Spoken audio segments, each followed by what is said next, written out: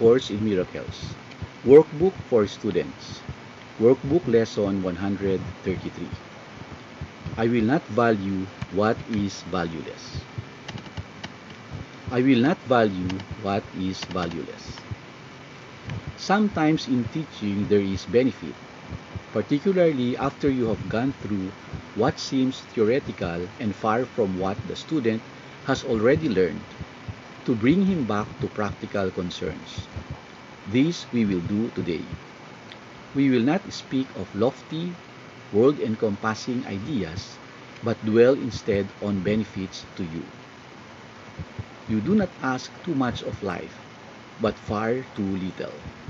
When you let your mind be drawn to bodily concerns, to things you buy, to eminence as valued by the world, you ask for sorrow, not for happiness.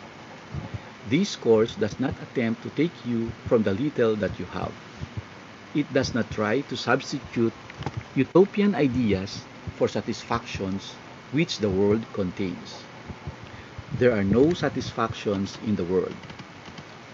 Today, we list the real criteria by which to test all things you think you want. Unless they meet these sound requirements, they are not worth desiring at all, for they can but replace what offers more. The laws that govern choice you cannot make, no more than you can make alternatives from which to choose. The choosing you can do, indeed you must, but it is wise to learn the laws you set in motion when you choose, and what alternatives you choose between. We have already stressed there are but two, however many there appear to be. The range is set, and this we cannot change. It would be most ungenerous to you to let alternatives be limitless, and thus delay your final choice until you had considered all of them in time, and not been brought so clearly to the place where there is but one choice that must be made. Another kindly and related law is that there is no compromise in what your choice must bring. It cannot give you just a little, for there is no in-between. Each choice you make brings everything to you or nothing. Therefore, if you learn the tests by which you can distinguish everything from nothing, you will make the better choice.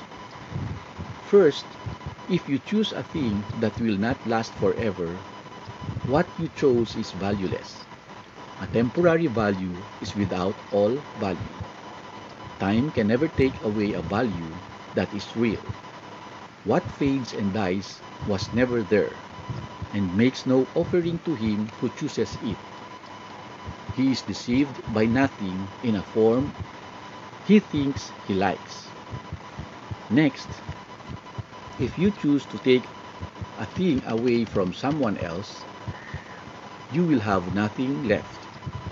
This is because when you deny his right to everything, you have denied your own. You therefore will not recognize the things you really have, denying they are there. Who seeks to take away has been deceived by the illusion loss can offer again. Yet loss must offer loss and nothing more. Your next consideration is the one on which the others rest. Why is the choice you make of value to you? What attracts your mind to it? What purpose does it serve? Here it is easiest of all to be deceived. For what the ego wants, it fails to recognize. It does not even tell the truth as it perceives it, for it needs to keep the halo which it uses to protect its goals from tarnish and from rust, that you may see how innocent it is. Yet is its camouflage a thin veneer, which could deceive but those who are content to be deceived. Its goals are obvious to anyone who cares to look for them. Here is deception doubled, for the one who is deceived will not perceive that he has merely failed to gain. he will believe that he has served the ego's hidden goals. Yet though he tries to keep its halo clear within his vision, still must he perceive its tarnished edges and its rusted core.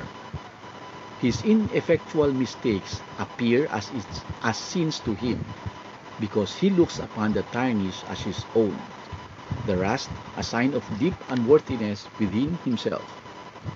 He who would still preserve the ego's goals and serve them as his own makes no mistakes, according to the dictates of his guide. This guidance teaches it is error to believe that sins are but mistakes, for who would suffer for his sins if this were so? And so we come to the criterion for choice that is the hardest to believe, because its obviousness is overlaid with many levels of obscurity. If you feel any guilt about your choice, you have followed the ego's goals to come between the real alternatives, and thus you do not realize there are but two, and the alternative you think you chose seems fearful and too dangerous to be the nothingness it actually is.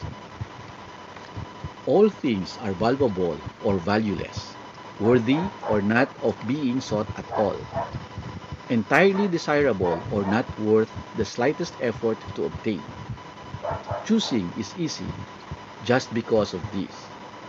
Complexity is nothing but a screen of smoke, which hides the very simple fact that no decision can be difficult. What is the gain to you in learning this? It is far more than merely letting you make choices easily and without pain. Heaven itself is reached with empty hands and open minds, which come with nothing to find everything and claim it as their own. We will attempt to reach this state today, with self-deception laid aside and with an honest willingness to value but the truly valuable and the real. Our two extended practice periods of 15 minutes each begin with this: I will not value what is valueless, and only what has value do I seek, for only that do I desire to find. And then receive what waits for everyone who reaches, unencumbered, to the gate of heaven, which swings open as he comes. Should you begin to let yourself collect some needless burdens, or believe you see some difficult decisions facing you, be quick to answer with the simple thought: I will not value what is valueless, for what is valuable belongs to me. This is it for today. Thank you. I love you. God bless you. See you tomorrow. Bye.